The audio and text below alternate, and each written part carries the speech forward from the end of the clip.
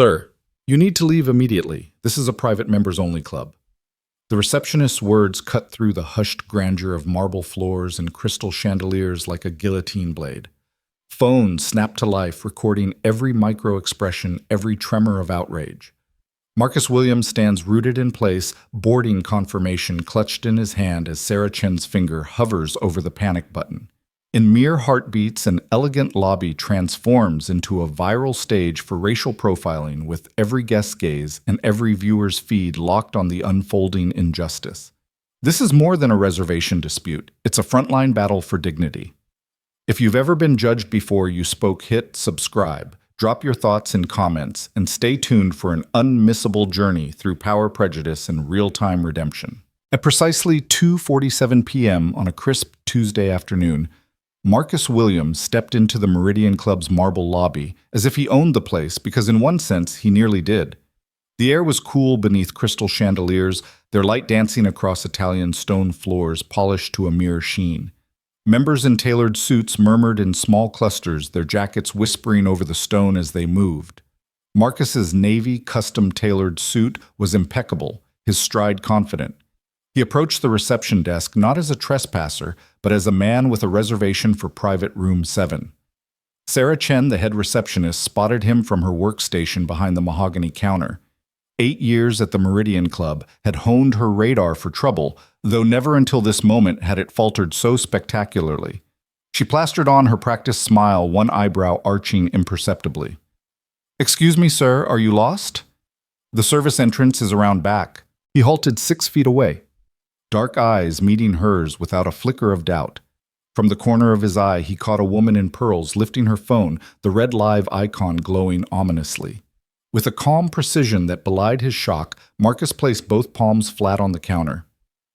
"I have a reservation for private room 7, he said, voice measured, under Williams. Sarah's fingers danced over her keyboard, her practiced smile faltering as she clicked through reservation screens. A grandfather clock behind her counted 3 measured chimes. Her screen showed M. Williams, room 7300 p.m., party of 2. She swallowed, but her doubts won out. "Mr. Yamamoto arrives in 18 minutes, she muttered before stealing a glance at Marcus. This can't be right." "No mistake," Marcus replied softly. "I booked it yesterday." A sharp laugh echoed off the marble. "We don't do walk-ins. Our members reserve weeks ahead." She forced another keystroke.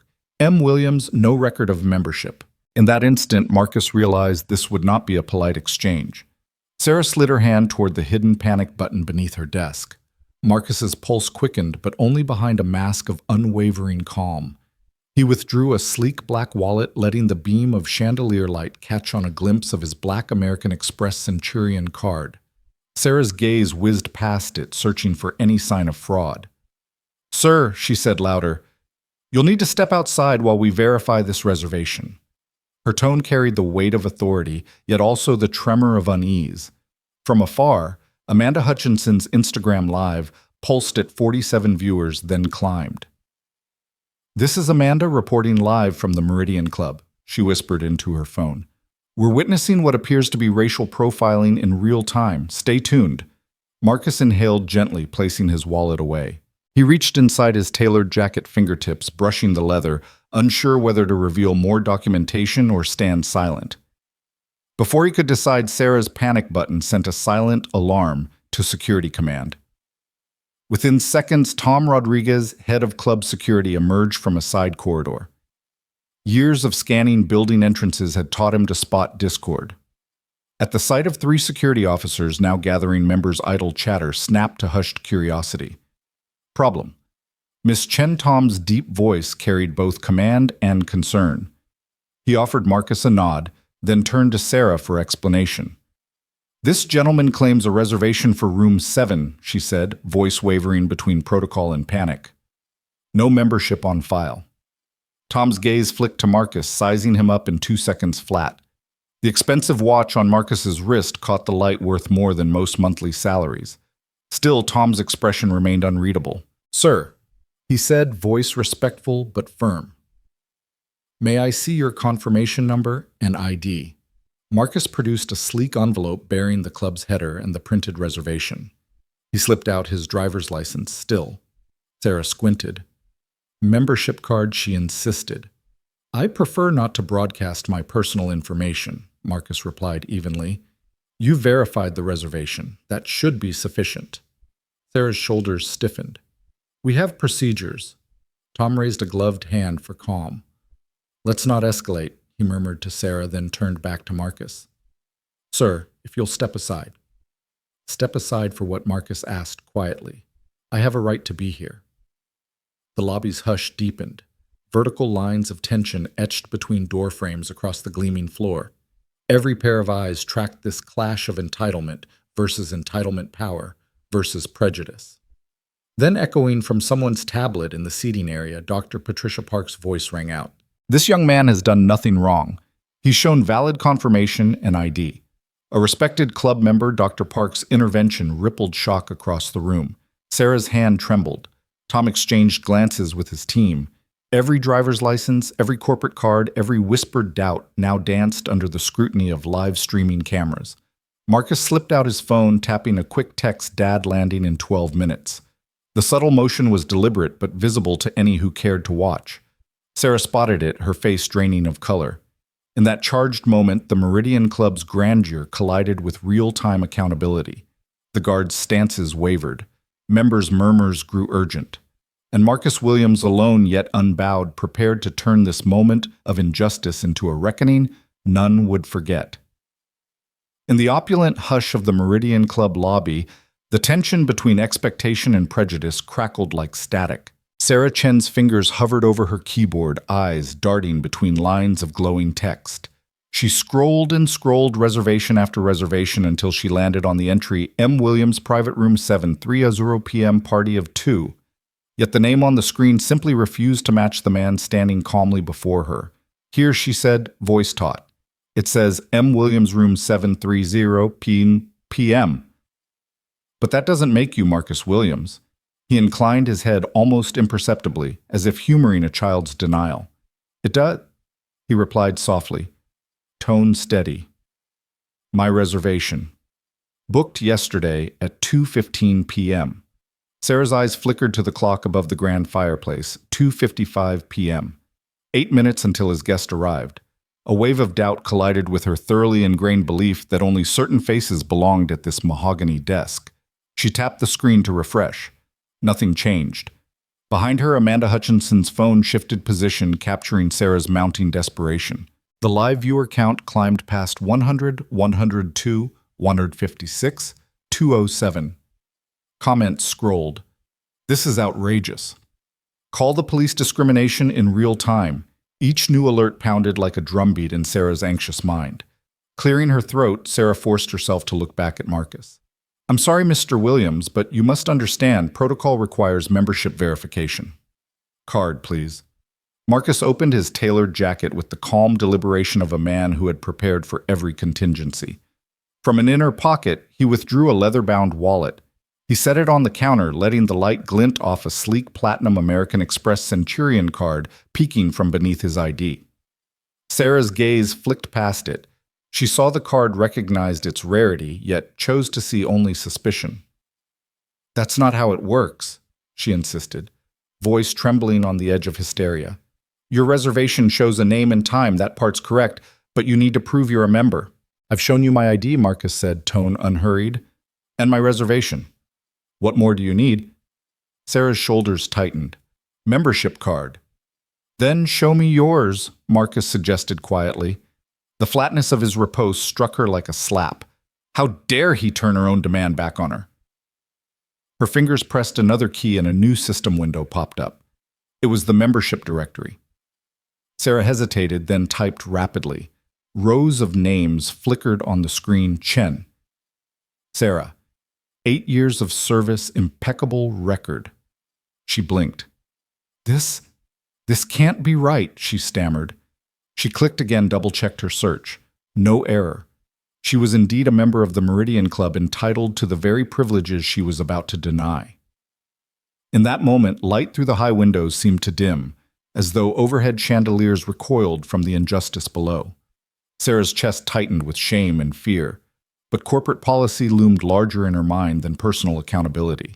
I need to call Security Command, she said, her voice faltering. Behind them, Tom Rodriguez's broad shoulders filled the open archway. The head of security's entrance was silent but unmistakable. 3 uniforms, 3 firm stances, eyes scanning the scene. Phones clicked while cameras rolled, every gesture caught in high definition. The lobby's ambient hum stilled into a tense tableau. Tom approached with measured steps, his gaze shifting from Sarah's panicked face to Marcus's composed one. "Everything all right, Ms. Chen?" Sarah licked her lips. "There's a discrepancy." He studied Marcus's reservation printout and ID, then he returned his attention to Sarah. "You've verified his reservation and ID." Sarah nodded, unwilling to meet Tom's steady eye. "Then there's no discrepancy," Tom said softly but firmly. "Let the guest access room 7. Shock rippled across Sarah's features, this time tinged with relief, confusion, and anger. She opened her mouth to object, but Tom placed a hand gently on the marble counter. "Club protocols are clear," he continued. "Confirmed reservation and valid photo ID, he gets his room. Full stop." Marcus's phone buzzed again. "Yamamoto's flight landed early. Text me when you get inside." The screen blinked with his father's concise instructions. 5 minutes till board meeting. Sarah swallowed panic, flushing her cheeks. She glanced at the reservation screen and then at Marcus's wallet watch and effortless poise. The business card case on his counter bore the simple legend, "Marcus Williams, Chief Executive Officer, Meridian Hospitality Group." At that reveal, the entire lobby exhaled. Phones snapped into wider angles, capturing Sarah's slack-jawed horror, Tom's nod of confirmation, and Marcus's steady reclaiming of his dignity. Amanda's live stream count exploded 512, 897, quadrupling in seconds. In the seconds that followed, Sarah fled behind her desk, the panic button abandoned. Tom fell into step beside Marcus, gently guiding him toward the private elevators. Marcus paused and turned voice low but resonant enough for every recording device. Perhaps next time he said to the desk, "You'll treat every name on that screen as worthy of respect before anyone questions your own." With that, Marcus stepped into the elevator, the doors whispered shut, and the lobby remained frozen in the wake of a reservation ruse that exposed the club's unspoken prejudices. The elevator doors whispered open, and Jennifer Brooks stepped into the marble lobby, like someone trained to walk through a storm. Her heels clicked a deliberate rhythm against the polished floor. At 42, she carried the authority of 15 years in high-end hospitality management, yet every fiber of her composure bristled at the sight before her. 3 security guards flanked the reception desk, their eyes rigid, surveying the scene with professional detachment. Sarah Chen cowered behind her keyboard. Amanda Hutchinson's phone trembled in her grip, the live stream count creeping past 800. Jennifer's tone was crisp. "Ms. Chen, Mr. Rodriguez, what's happening here?" Sarah's face flickered with relief. "Jennifer," she mouthed, voice tight. "He has a reservation for private room 7:30 p.m., but he won't show membership credentials." Jennifer turned to Marcus Williams. She saw no anger in his calm, only a steady confidence that contradicted every rule she'd memorized. "Mr. Williams," she began, forcing her voice to stay even. "I'm the club manager. You say you have a reservation?" He nodded, unwavering. "Yes. Private room 7 booked at 2:15 yesterday." He reached behind him and retrieved the printed confirmation he'd carried in his pocket since checking in. He placed it deliberately on the desk right beside his Centurion card and boarding pass. Jennifer swiped at the screen, calling up the reservation ledger. Fingers flew faster than her eyes could follow. She located the entry M. Williams Private Room 7:30 p.m. Party of 2. Her pulse quickened, but her voice did not betray her shock. "That says M. Williams, not Marcus Williams." Read more carefully, he replied softly. "That's me." A ripple of murmurs coursed through the gathered staff and spectators. Patrons lingering in the adjacent lounge leaned forward, phones out. Someone cleared their throat. Another adjusted their cocktail napkin to better catch the drama. Jennifer's jaw tightened. "I need to see your membership card." Marcus exhaled ever so slightly, as if she had asked for something inconsequential. Without a word, he produced a sleek leather wallet and opened it to reveal his license and a hotel keycard emblazoned with the Meridian Club crest. The membership card, it seemed, remained in his suit's breast pocket. Sarah's panic button finger twitched again. Jennifer seized the moment to assert control. "Security!" She called out, voice booming through the lobby, "Escort Mr. Williams to the office so he can present his membership credentials. I'll handle this personally." The guards moved in, but Marcus held up a hand. "I'd rather handle this right here in front of these witnesses," he said, sweeping his gaze across the circle of onlookers. "Surely you trust the people watching now as much as your internal protocols." Jennifer's eyes flicked to the smartphones capturing every angle. The live stream ticked upward. 1023 viewers, 157 viewers, 1302 viewers. Comments scrolled faster than the ticker on the stock exchange. "Can you believe this? They're profiling him." "Where's the manager?" Her carefully chosen words faltered. "Mr. Williams," she said, tightening her grip on the desk. "We have members who require privacy. We cannot just let you roam around without proper verification." He leaned forward, voice calm but firm enough to cut through the rising tension. "I'm not roaming. I'm standing where I reserved." He pointed at his confirmation. "And you have my ID. You have my membership keycard. What exactly remains unverified?" Jennifer's shoulders twitched. Every instinct screamed that she was losing ground. She summoned her next defense club policy dictates that the member or their authorized guest must sign in at the desk. "I signed in," Marcus said, indicating the timestamp on his reservation slip. "Your system recorded it when I made the booking." At that, Sarah's face paled as she realized the flaws in her earlier diligence. Behind her, Tom Rodriguez tapped his radio voice, low but urgent. "Command, this is Rodriguez. We have a sensitive situation. Stand by." 3 guards formed an unspoken wall between Marcus and the rest of the lobby, but their stances softened as they watched him. Even hardened security professionals trained to err on the side of firm procedure felt a twinge of uncertainty.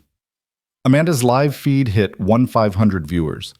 "He's not moving," she whispered, phone pressed close enough to catch the soft ripple of Marcus's silk tie. "This is real." Jennifer stifled a mounting wave of self-doubt.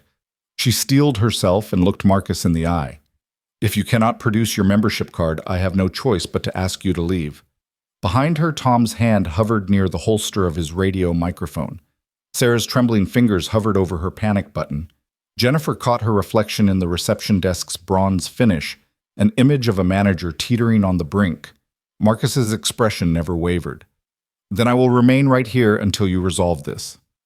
A murmur of approval rippled through the lobby, mingled with the soft click of phone shutters. Jennifer raised her chin, but her voice was strained.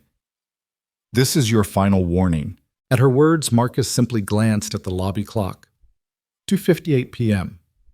2 minutes until Mr. Yamamoto arrives. He pressed the point home. "My guest will be here shortly. Shall I call him now?" That suggestion hung in the air like a guillotine's blade, visible to everyone. Jennifer's breath caught. Summoning her resolve, she cleared her throat again. "Please, Mr. Williams, follow me to my office." He shook his head. "I'd rather stay where I belong, where I booked." With that, the lobby's hush rippled into a collective inhale. Tom's eyes flicked to his radio, then back to Marcus. Sarah's shoulders slumped, panic fleeing like water draining from a tub. Jennifer took a trembling step back, the embodiment of someone caught between policy manuals and the stark reality of right and wrong. As the final seconds before the merger of 2 worlds ticked down, Marcus surveyed the assembly. Every curious face, every flashing screen, every hushed whisper. He raised a hand in a small polite gesture. "I think we've seen enough here to prove my point." Sarah Chen exhaled relief and remorse tangled on her features. Tom lowered his radio mic. Jennifer closed her eyes briefly, then opened them with a decision born of desperation and dawning clarity. "Very well. Private Room 7 is prepared. Please proceed, and I apologize for the inconvenience." Phones blazed red. Viewers surged past 2,000. Amanda's voice rose to a crescendo. "He just did it." He stood his ground, and they backed down. Marcus inclined his head in a gracious nod. "Thank you."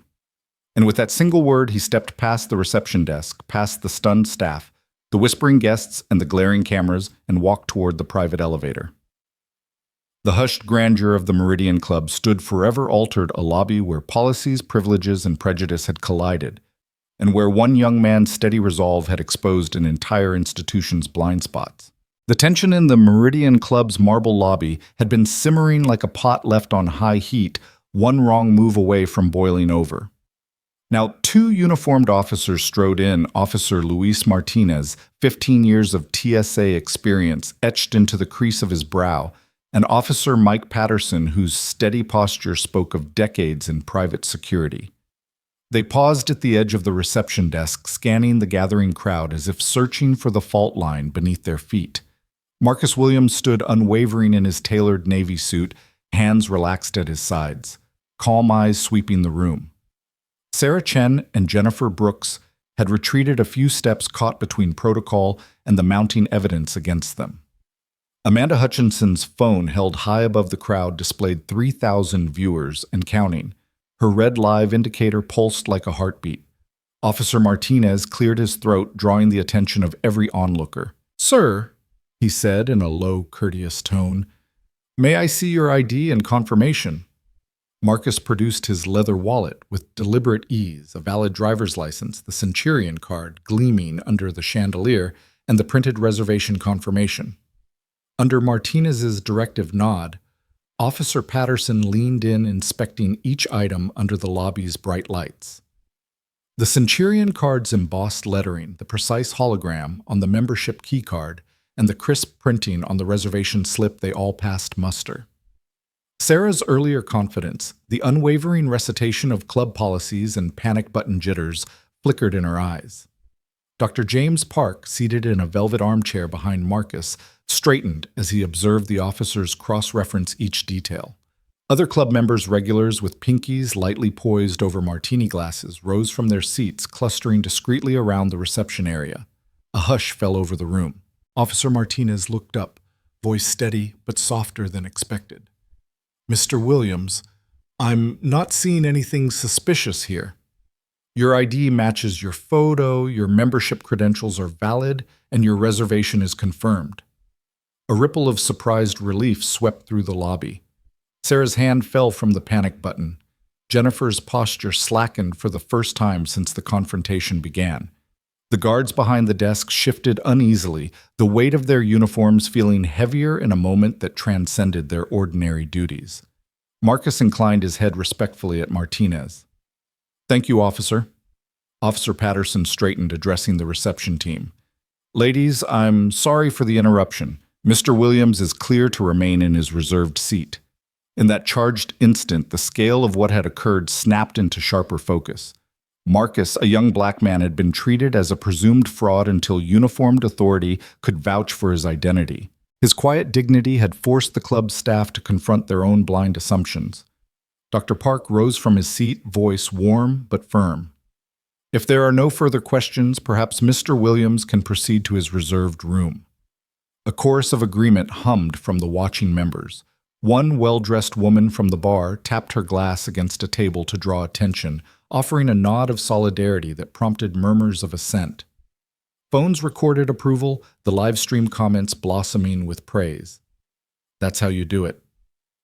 Finally, the truth wins. Club staff need bias training.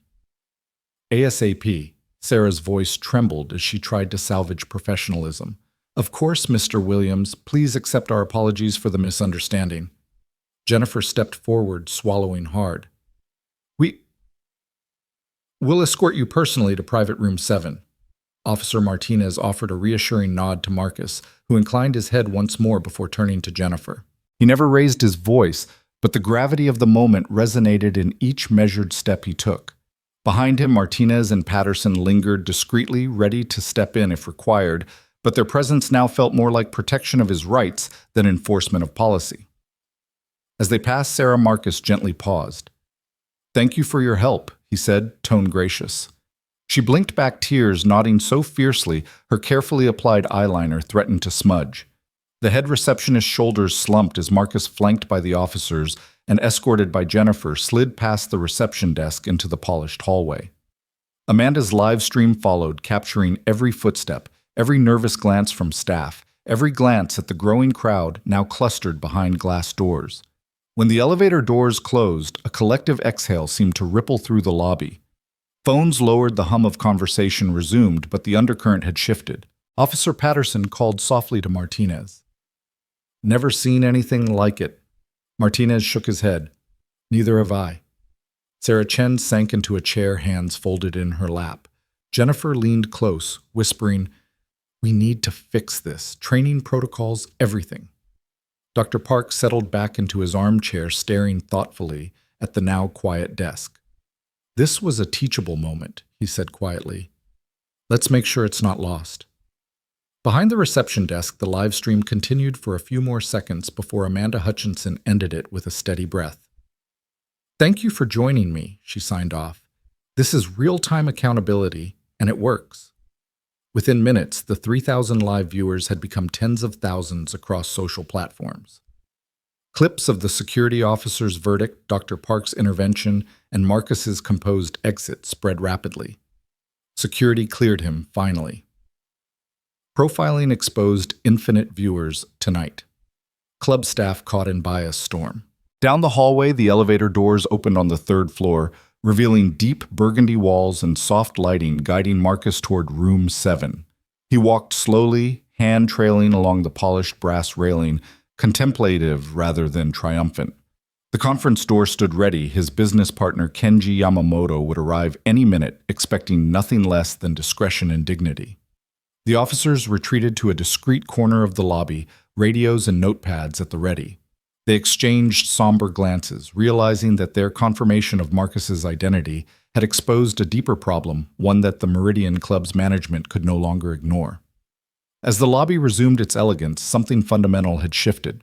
A single act of calm perseverance backed by the unbiased scrutiny of security professionals had pierced the veneer of institutional assumption. And in the quiet wake of the elevator's hum, the club's policies, protocols, and prejudices lay exposed, inviting a reckoning that no crystal chandelier could ignore. The Meridian Club's grand elevator doors glided open, depositing Marcus Williams into the marble atrium once more. He had traversed its gleaming floors just minutes before under a cloud of suspicion. Now he stepped forward with a measured calm that barely betrayed the adrenaline pulsing through his veins. Behind him, 2 TSA officers melted into the shadows, their duty fulfilled. Ahead, the receptionist's desk stood deserted. Jennifer Brooks hovered nearby, uncertainty etched into her posture. Sarah Chen remained frozen mid-step, phone in hand, her composure unraveled by the truth that was about to unfold. Marcus paused the lobby's crystal chandeliers, catching the light and scattering it across his polished leather shoes. A hush rippled through the small crowd of onlookers, members, staff, and guests who now watched with cameras raised. Amanda Hutchinson's live stream icon pulsed red in the corner of the receptionist's monitor, 3,600 viewers. The numbers crawled upward by the second. He reached into his jacket and withdrew a single pristine business card. The world seemed to compress as all eyes locked onto the small rectangle of thick ivory paper. His thumb slid it across the mahogany counter where Sarah Chen's nameplate sat half buried under a stack of reservation slips. She stared at the card as though it were a burning ember, her fingertips hesitating before she dared to pick it up. Marcus Williams, she read aloud, voice barely above a whisper. Chief Executive Officer, Meridian Hospitality Group. Silence fractured the lobby's tension like lightning. The very name of the institution they thought they owned, Meridian, hung before them redefined.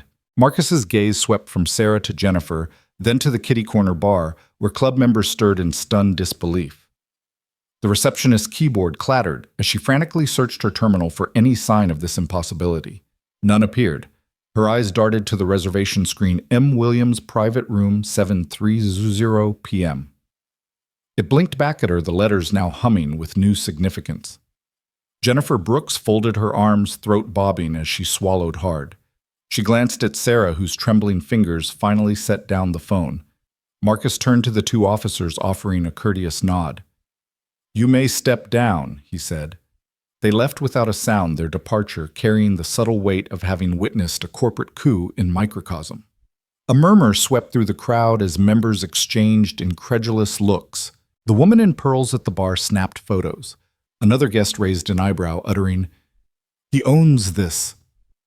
A few hurried toward the exit to call their own contacts, while others simply stared, mouths agape.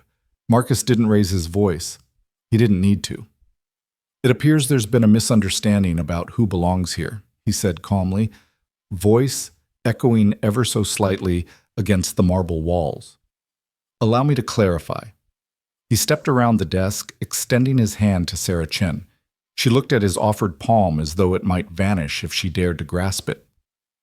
"Your protocol's panic buttons and policies all presumed I was an outsider," he began. "Yet this club, these floors, the very air you consider exclusive, your family has held shares in this institution for generations." Sarah's lower lip trembled. Jennifer's chest rose and fell as she fought for composure. Marcus's every word wrapped around them a velvet noose of undeniable authority. "Your hesitation cost me and my guest Kenji Yamamoto precious time." He continued, eyes flicking toward the service corridor where Yamamoto's polished shoes had last disappeared. "He arrives any minute, and I want him to walk through these doors into a club worthy of his and my family's name." At the mention of Kenji Yamamoto, the Persian rugs lining the hallway seemed to shift beneath their feet. Now the stakes soared beyond a single offended teenager, a billionaire partner, had been delayed at the mercy of unexamined bias. The live stream chat exploded. CEO's son owns the club. This is the best plot twist ever. They just profiled their owner's kid fired. Marcus didn't flinch at the glee in their reactions. Instead, he reached into his other jacket pocket and withdrew a slim tablet, tapping the screen. Instantly, the lobby's flat-screen display flickered to life, looping footage of the earlier confrontation. Sarah's stern cry of, "This is a members-only club," Tom Jenkins barking orders to security, and Dr. Park's polite but firm objections. Now the same scene replayed in slow motion, overlaid with timestamps and highlighted captions. Unjust interrogation. Multiple discrimination complaints. Validation by security.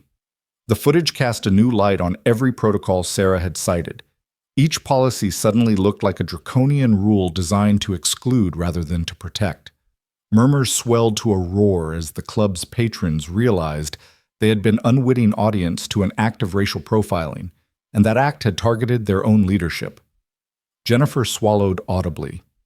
"Mr. Williams, I apologize on behalf of the Meridian Club," she stammered. "I assure you this will be addressed immediately." Marcus lowered the tablet and surveyed the room. "I'm sure you will rectify the mistake," he replied. "But I have one more thing." He turned and spoke to the bartender sweeping up at the corner station. "Pour a glass of your finest champagne, and send it to room 7 on the house." A ripple of surprise passed through the gathered crowd. A few guests sat straighter, anticipating the drama's next cocktail. Jennifer caught his eye. "Yes, of course." She motioned to a passing server who nodded and hurried away.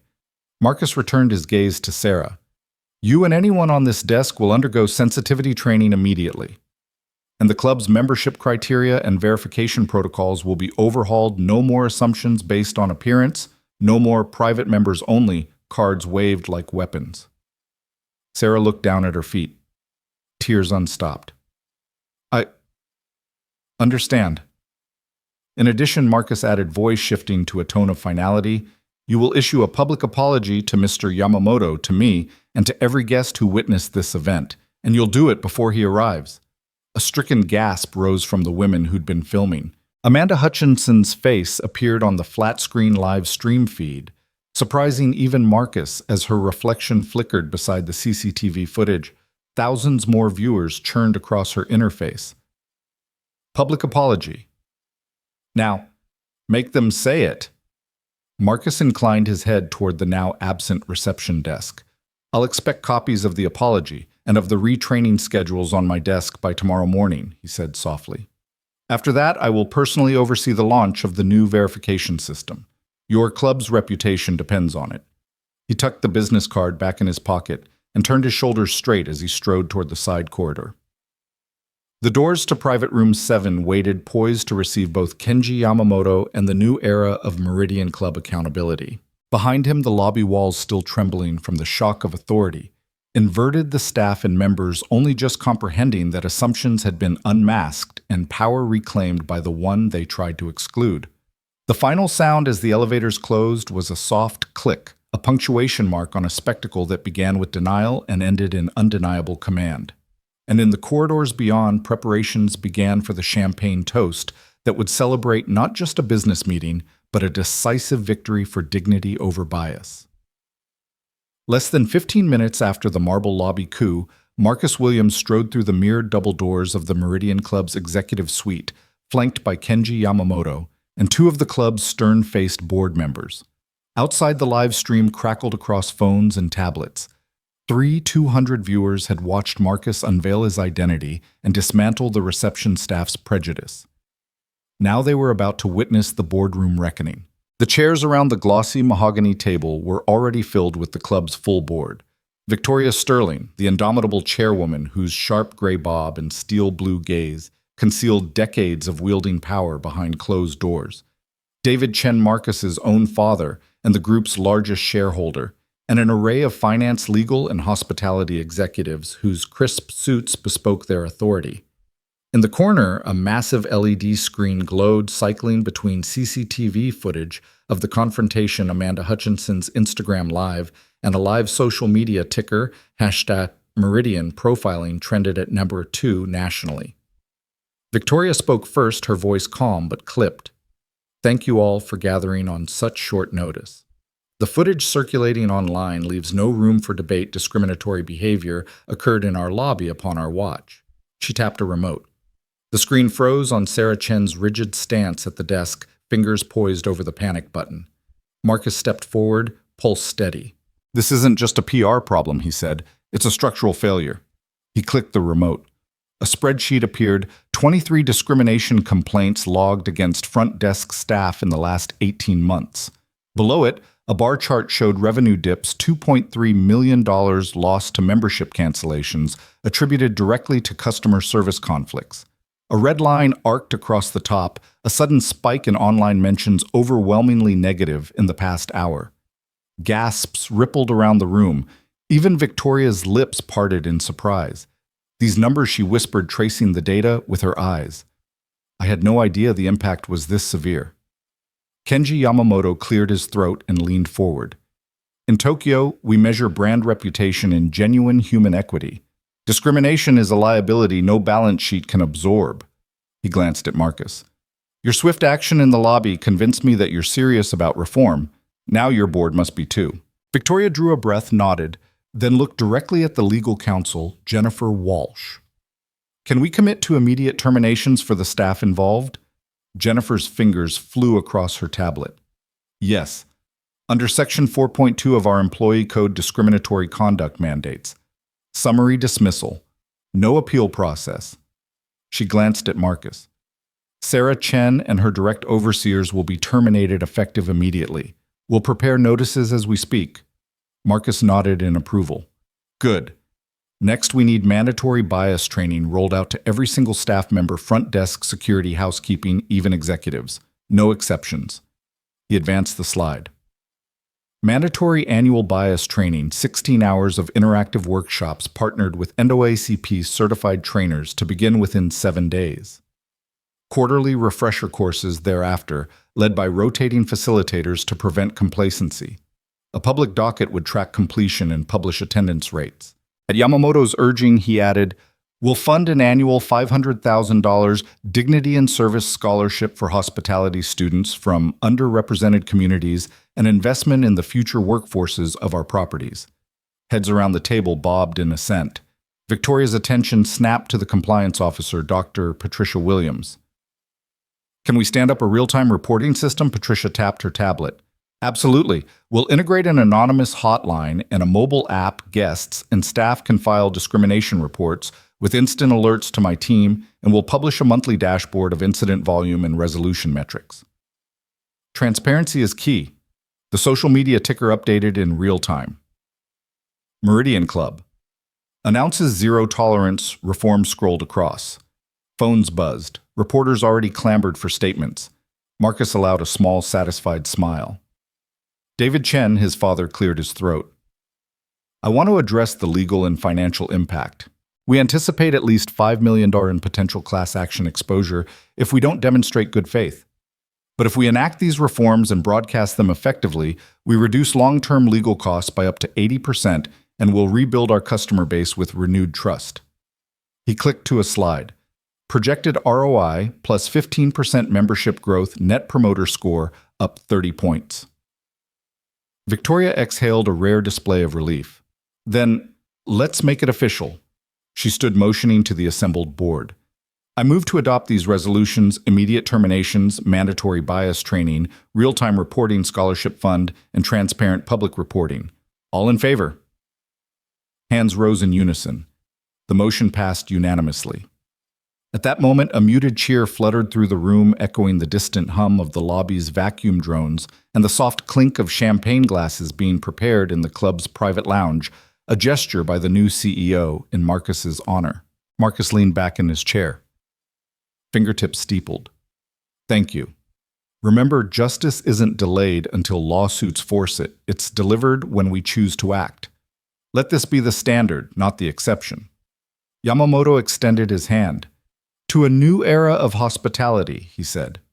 Marcus shook it firmly, the two CEOs grinning at the symbolic power shift they had just orchestrated. The LED screen flicked away from data slides to a final message on Meridian Club letterhead. Meridian Hospitality Group committed to dignity, respect, and inclusion. As the board members filed out to brief members and the press, Marcus and Kenji shared a knowing glance. The crisis had ignited a transformation, a fast-paced, enforceable set of reforms that would ripple through every property, every team, and every guest interaction. Outside the glass-walled fortress of the boardroom, the world waited, social feeds, ablaze news desks buzzing, competitors watching and scrambling to keep pace. But inside a corporate thriller had reached its decisive climax, a high-stakes boardroom blitz that turned discrimination into the spark for systemic change. When dawn cracked over Meridian International, the VIP entrance to Terminal 4 looked unrecognizable. Yesterday's sleek, subdued decor had been swept away by a cascade of bold, empowering messages. Crisp, zero-tolerance posters marched along the walls. Digital kiosks, once dormant check-in terminals, now glowed with the club's new dignity standards. A stainless steel podium by Gate 47 displayed fresh brochures. Your Voice Matters report discrimination in seconds. At 6:15 a.m., the first shift arrived. Consolidated security officers scanned the lobby under fluorescent lights that felt sharper than before, as if illuminating new expectations. Officer Martinez, one of the two who had cleared Marcus Williams the night before, paused at the entrance. He tapped his badge and smiled at the change in command memo posted beside his station, all authority to de-escalate and document effective immediately. He'd never seen instructions so clear, so unambiguous. Meanwhile, across the hall, hospitality staff in crisp new uniforms undertook their own reboot. Their name tags now carried a small icon, a stylized handshake underneath the words, Meridian Dignity Pledge. Housekeepers and baristas alike had been through an overnight workshop on implicit bias scenario role-plays, still echoing in their minds. At Gate 47, flight attendants grinned as they filed into a 30-minute refresher on respectful greetings and active listening. They'd been warned microaggressions no longer qualified as simple mistakes. Everyone was on notice. By 7:30 a.m., the terminal's transformation was nearly complete. A new Dignity in Action mobile booth sat between the coffee cart and the newsstand. Passengers could tap a tablet screen record, a brief report of any discriminatory incident, real or perceived, and watch live updates scroll on an adjacent display. Will respond within 24 hours, pledged the interface. Below that commitment, a counter ticked upward. Reports filed 0. Media vans and satellite trucks began to line the curb outside. Reporters from CNN, Bloomberg, and CNBC thronged in their cameramen jockeying for the perfect shot of the remodeled lobby. Whiteboards and LED backdrops flickered to life. Meridian Airlines redefining hospitality. At precisely 8 a.m., the terminal announcer, whose voice had been trained to include a scripted line about dignity, declared, "Good morning, ladies and gentlemen. Today marks the first full day of our Dignity Standards initiative. Thank you for your partnership." On the tarmac, the stock ticker on the big screen scoreboard in the waiting area registered the ripple effect in real time. Meridian Hospitality Group MHG plus 2, 8% under the headline, "Accountability Spurs Investor Confidence." Strangers glanced up from tablets and boarding passes, eyebrows raised. Murmurs spread, "They're really doing it." In the International Departures Lounge, a handful of business travelers chatted with surprised delight. "I swear this place looks different," said one banker, swiping through his phone to find the overnight press release. "They didn't just fire people, they changed the entire system." A consultant nodded, 48 hours from crisis to policy blitz, that's unheard of. Back at Gate 47, Jennifer Brooks, the beleaguered club manager who had signaled the emergency meeting, stood by the new reporting kiosk and watched as her team greeted patrons with confident smiles. She remembered the tension in her shoulders as Marcus pulled out his CEO card. Now she felt a swell of pride. The lobby's energy had shifted from suspicion to welcome. Her phone buzzed with a message from Victoria Sterling, "Excellent work, executing the reforms." Next up, member outreach. Jennifer typed back a thumbs-up emoji, realizing she'd actually mean it. Nearby, Amanda Hutchinson, the lifestyle blogger whose overnight live stream had set this all in motion, wandered through the throng, her phone now idle in her pocket. Her followers had grown to 12,000 by morning. Sponsors were already reaching out. But she paused in front of the Dignity Standards digital display and pressed the Learn More button. As a contracted consultant, she was invited to join an upcoming focus group on refining the training modules. She smiled proud to see her viral moment translate into real policy. By mid-morning, Terminal 4 felt like a case study in rapid organizational change. At a corner coffee kiosk, a uniformed trainer led a small group of newly hired agents through a quick quiz. What do you do if a passenger reports bias? Document, apologize, escalate, the trainees recited in unison, tapping answers on tablets mounted to the service counter. The old sigh of weary compliance had given way to a renewed sense of purpose. Over in the executive lounges above senior leaders convened a lessons learned panel. They reviewed dashboards of early metrics. Within 11 hours, the reporting system logged 50 inputs, mostly minor misunderstandings, all resolved within 3 hours. Customer satisfaction surveys at the club bounced back to 4.7, 5.0 up from 3.2. "We're not just reacting," Marcus's slide read, "we're measuring progress publicly." Applause followed each data reveal, forging a spirit of collective ownership. By 2 p.m., flight crews rotating through Terminal 4 reported that word of mouth was already shifting passenger behavior. "I feel safer, more respected," said one long-haul traveler. "It's like they actually want to be inclusive." Another nodded. "Feels like a different airline." As evening light slanted across the departure gates, the final checkpoint of the 48-hour blitz approached. A comprehensive audit team walked the length of the terminal, checking for rogue posters, incomplete training rosters, and inactive kiosks. Nothing slipped through. The aircrew flanked them, offering insights from passenger interactions. Every defect was tagged for immediate correction. Outside, the stock price held steady at a 2% gain. Analysts were already calling Meridian's dignity turnaround one of the fastest and most effective corporate responses ever. Blogs sang its praises. Hashtags trended in multiple time zones. In the deserted hours before midnight, the cleaning crew, now part of the Frontline Dignity Ambassadors roster, first polished marble floors, then affixed discreet "I pledge respect" stickers to the backs of every seat. Each sticker bore a QR code linking to the club's diversity dashboard. By first light, Terminal 4 would feel entirely different to the first passenger who arrived. As the night crew signed off, Officer Martinez and Officer Patterson shared a grin. "I never thought I'd see the day when our job description included championing dignity," Martinez said. Patterson nodded. "Best shift I've ever had." And so the terminal slept in its new image, a living, breathing testament to rapid corporate reform.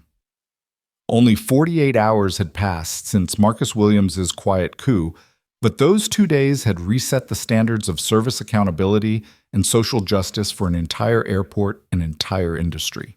When the sun rose over Manhattan, the morning after Marcus Williams's showdown in the Meridian Club lobby, the story had already exploded beyond Park Avenue's marble walls. By 8:00 a.m., Eastern international wires carried headlines like "Teen Air dismantles elite bias in real time" and Meridian CEO's "Sun sparks global anti-discrimination movement." In London, the Financial Times bannered "Meridian coup signals new era in corporate accountability." In Tokyo, the Nikkei Business Daily ran a feature on Wellington Protocol, the new blueprint for service equity. Even before markets opened in Asia, competitor clubs and hotels on 5 continents were scrambling to patch their own vulnerabilities. A luxury resort chain in Dubai sent overnight directives to its front desk staff: issue apology to any guest who feels profiling, effective immediately. A Parisian 5-star hotel group drafted emergency bias recognition webinars for concierges worldwide. By mid-morning, LinkedIn feeds filled with posts from HR executives pledging to conduct immediate reviews of customer-facing policies in the Wellington model. In Washington, D.C., the Department of Justice's Civil Rights Division quietly convened an urgent briefing. Senior attorneys shared the Meridian Club's viral video and Marcus's subsequent boardroom demands. Those clips underscored just how swiftly public discomfort over discrimination could translate into real financial and reputational risk. Within hours, DOJ staffers drafted a memo recommending new guidance for private clubs, hotels, and other membership organizations, clarifying that federal anti-discrimination statutes applied as rigorously to velvet ropes as to boardroom doors. On Capitol Hill, an aide to a bipartisan senator on the Judiciary Committee circulated the video and demanded a staff briefing. If we can see this bias in a Manhattan social club, we need to ask tougher questions about private membership discrimination across the board. By midday, the senator had announced plans for a hearing on hidden barriers to equality in private spaces, citing the Meridian incident as Exhibit A. Back in New York, the global media tour kicked off. Marcus and his father, David Chen Williams, were invited to appear on Good Morning America, BBC World News, CNBC Europe, and even Al Jazeera English, each network spotlighting a clip of Sarah Chen's tremulous apology and Marcus's steady assertion of dignity. On camera, Marcus framed the issue not as a personal vendetta, but as a structural failure. This was never about me or about one club. It was about the thousands of interactions that precede mine people of color. People perceived as outsiders, made to feel unwelcome. Our response shows that organizations can change in minutes, not months. At the Meridian Club's corporate headquarters, the boardroom had become a war room. Victoria Sterling, the board chair, tracked social media analytics on a wall-mounted dashboard. Meridian Club mentions were skyrocketing, with 450,000 unique users engaging under #MeridianDignity in just 12 hours. She turned to Jennifer Brooks, who'd been promoted overnight to head of global member experience. "We need to ride this wave," Victoria said.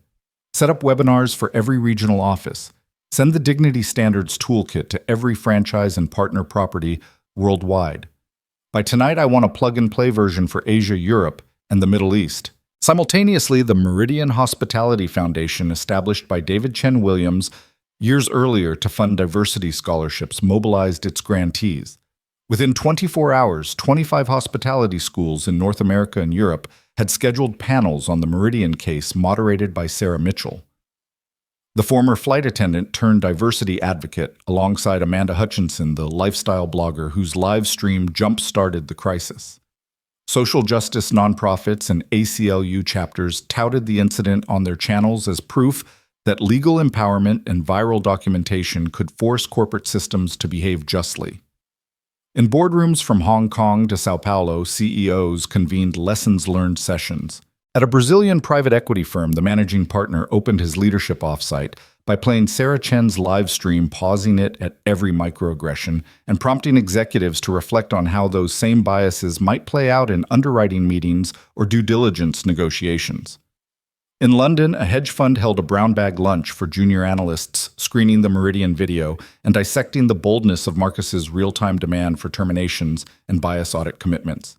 We need to ask ourselves, the fund's COO said, how many clients have we failed to notice because they didn't fit our mental models? Meanwhile, at the United Nations headquarters in Geneva, the World Tourism Organization circulated the case as a best practice cautionary tale. In its next newsletter on global hospitality standards, it cited the Wellington Protocol, the suite of reforms Marcus forced in the Meridian Boardroom Blitz, as an exemplar of rapid corporate governance. Delegates from more than 50 countries took note. Proposals for a global equity and hospitality charter began to percolate among member states. On the stock markets, the ripple had turned into a wave. Meridian Hospitality Group's share price closed up 4% in New York, even as other luxury service stocks edged lower on heightened regulatory scrutiny fears. Analysts upgraded MHG to buy, noting that the company's swift public embrace of anti-bias measures had strengthened its brand equity. One Wall Street strategist mused on CNBC, in a world desperate for authentic corporate responsibility, Meridian's transformation gives investors confidence that bottom-line results and social justice can coexist. That evening, as Transition Lounge B in Terminal 4 of the adjacent airport buzzed with travelers, dozens of those passengers recognized the story playing out on their wallet screens. A flight attendant paused mid-greeting to tell a passenger, "Did you see what happened at the Meridian Club? We're getting new training next week." A gate agent nodded. "Heard it's mandatory virtual reality bias awareness simulation first in the industry." Even baggage handlers quipped, "I'll treat everyone like a VIP from now on, never know whose kid they might be." In New York's Hospitality Corridor's private club membership committees prepared for their next quarterly reviews. Prospective members who once assumed a letter of recommendation would suffice now faced new dignity interviews to assess club's cultural fit. A well-heeled member of the Metropolitan Club was overheard lamenting over lunch. "These kids today always needing diversity, this equity, that." His companion replied, "You should see how many clubs are now demanding proof of cultural competency training on your CV." By dawn of the second day, even trademark lawyers were weighing in, could Meridian Dignity become a registered certification mark? Would membership organizations license the Wellington Protocol, TM? An intellectual property firm in Chicago posted a blog, "The Future of Corporate Seals Brands That Guarantee Anti-Bias Standards." Through it all, Marcus Williams remained in contact with his boarding pass brokering classmates at Harvard Westlake School in Los Angeles. Over group chat, they marveled at how that boardroom showdown had grown into a worldwide mandate. One friend wrote, "Bro, your calmness changed the game." Another quipped, "Pretty sure we can skip econ class tomorrow. Your California case study is more relevant." 2 weeks later, the International Council on Private Clubs issued an official statement. "In light of recent events at the Meridian Club, we hereby recommend that all member clubs adopt the Meridian Dignity Standards, including mandatory implicit bias training, real-time reporting mechanisms, and quarterly member exam audits. Clubs failing to comply risk expulsion from the council." Thus, a one-evening confrontation in a marble-floored lobby had galloped across continents, transforming an ambiguous skirmish into a unified global movement for corporate fairness. From Singapore's former colonial club to Johannesburg's private yacht club, from Moscow's elite dining salon to Buenos Aires's polo pavilions, the echoes of Marcus's quiet coup reverberated. The message was unmistakable. No protocol, no policy, no panic button.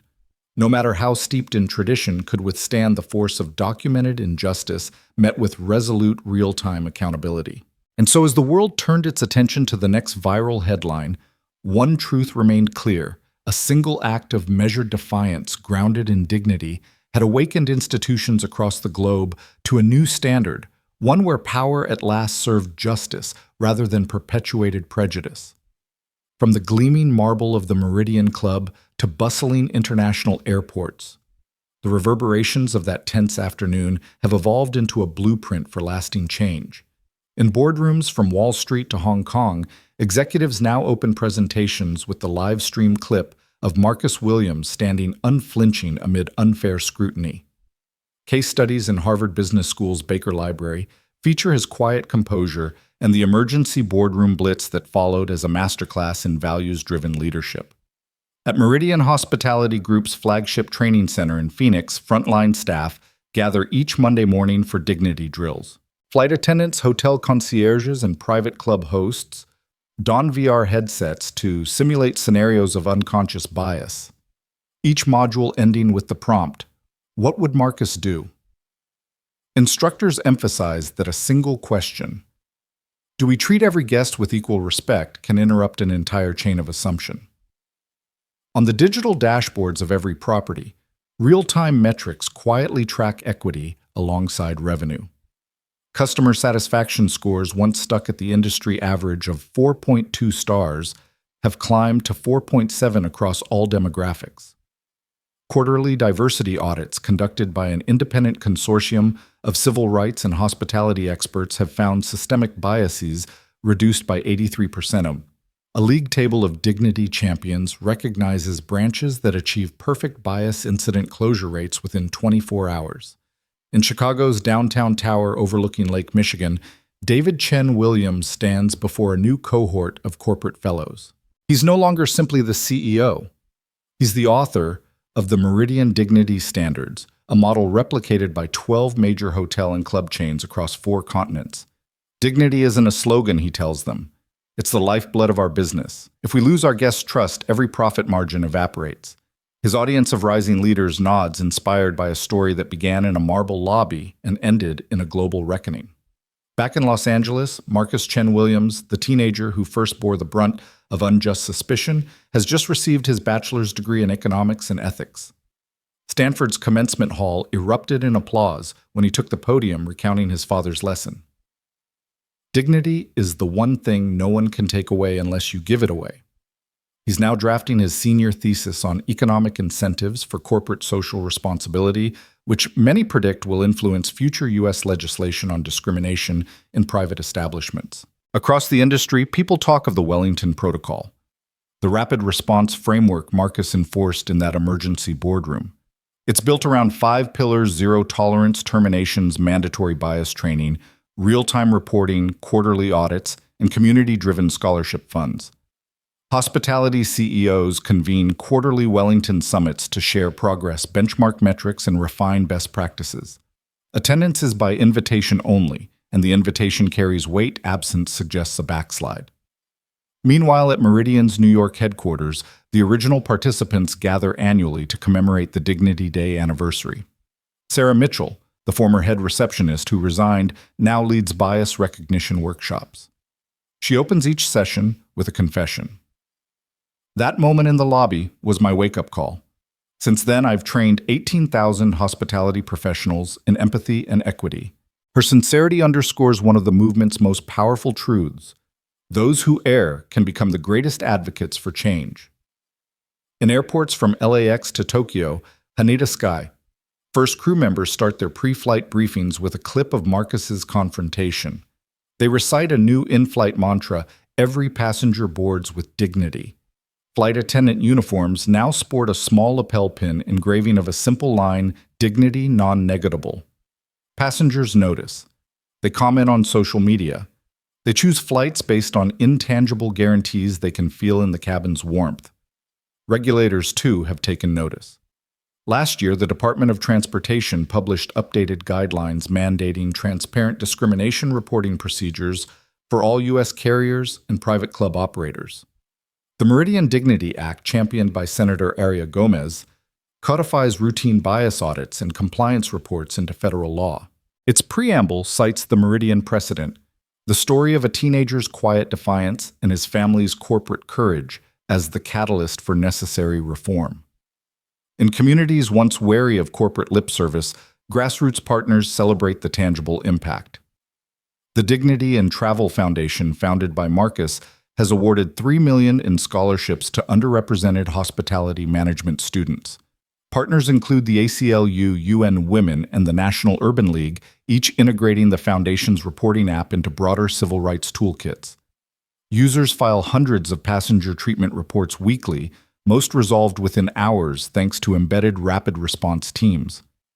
At the 2027 World Tourism Forum in Lisbon, Hospitality ministers from 70 countries adopt a global dignity charter modeled on the Wellington Protocol. They pledge to embed non-discrimination clauses into public-private agreements and tender processes.